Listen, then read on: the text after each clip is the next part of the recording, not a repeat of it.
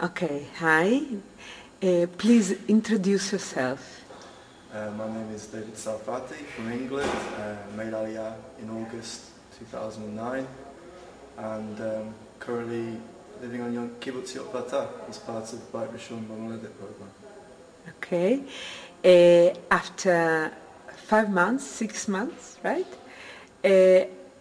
What would you say about what you actually liked most of the program and what you didn't like most of the program? Okay, well, what I liked was that we were given a very soft landing in Israel. I've heard a lot of people tell stories about how they made Aliyah and it was very difficult. Of course, they didn't know where to go with the language, know people, and coming here took a lot of that weight off our minds because we didn't have to deal with the trials and tribulations of everyday life so much. We were introduced to a lot of friendly people who had obviously taken in immigrants before and knew how to help us, and a lot of English speakers, which obviously helps. We didn't have to think about taxes and bills and all the other paperwork and bureaucracy that complicates immigration. So we can progress in our own time here, and then once it comes to an end, we're ready to move on and start real life. Mm-hmm. What I didn't like? Well, I had hoped when I came here that there would be my level of kibbutz available, my level of ulpan available on the kibbutz. I was told... What exactly was your level when you came? I think I was level bets when I arrived here. And why is that? Why is that? What is the background? Well, I studied Hebrew at Jewish primary school in England, and I also spent some time in Israel last year. I worked very hard on my own because I knew I was making Aliyah, so I spent a lot of time studying Hebrew at home. And when I arrived here, I felt like I was more advanced than a beginner, at least. Unfortunately, just by chance, there was only a couple of us here that were at that level, so it was really impractical to make arrangements specifically for the two of us. So therefore, we had to travel to Eilat twice a week. We didn't get as much ulpan as everybody else because they got 5 days a week. We got twice a week, and it was just a little bit more difficult to motivate. Okay. So, did you find any way to compensate missing of right ulpan? Yes.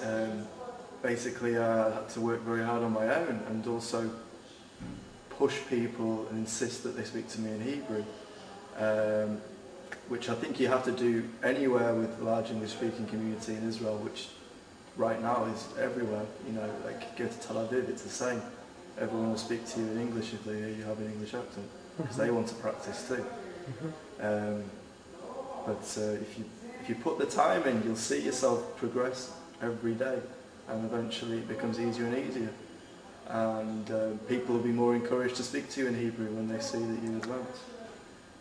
And you can do something in your spare time all the time. You can read and you can watch TV and you can be exposed. But the most important thing, I would say, just to ask people to speak Hebrew to That's you. it. And not allow them to practice their English. That's right. And just have the confidence to make a fool of yourself if you need to, because there's a lot. I've noticed people who just they can advance if they want to, but they're too afraid to ask what something means because they think they should probably know it, so they don't want to bring up the fact that they don't. Mm-hmm. Okay. My next question would be: would you recommend this program to your friends or people that you don't know? I would, because it's obviously kibbutz life on a big scale. Kibbutz like I am on Yotvata is very exciting, and there's lots of interesting people coming and going all the time, volunteers, young people, and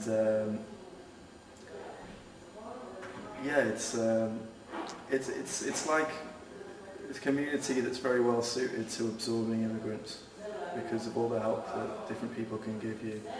And obviously you get some insight into the workplace in Israel as well, because you're offered work here in most cases, and you're part of a community. Is it expensive?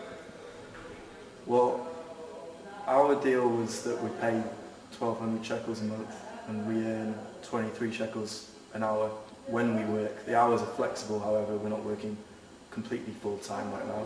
So basically, we're pretty much working to pay our rent, and it just about levels off. But then you've got the sal klita coming in as well, so you can save some money. It's not bad. And you don't have to pay for food, you don't have to pay for laundry. All the little things that you have to pay for in real life, you can take for granted here. Okay, wonderful.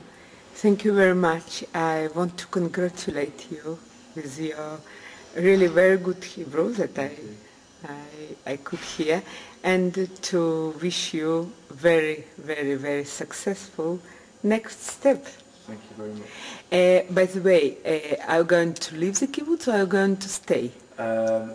My plans in the meantime are to stay until I have my army examinations, which will then let me know when I'm going to start the army.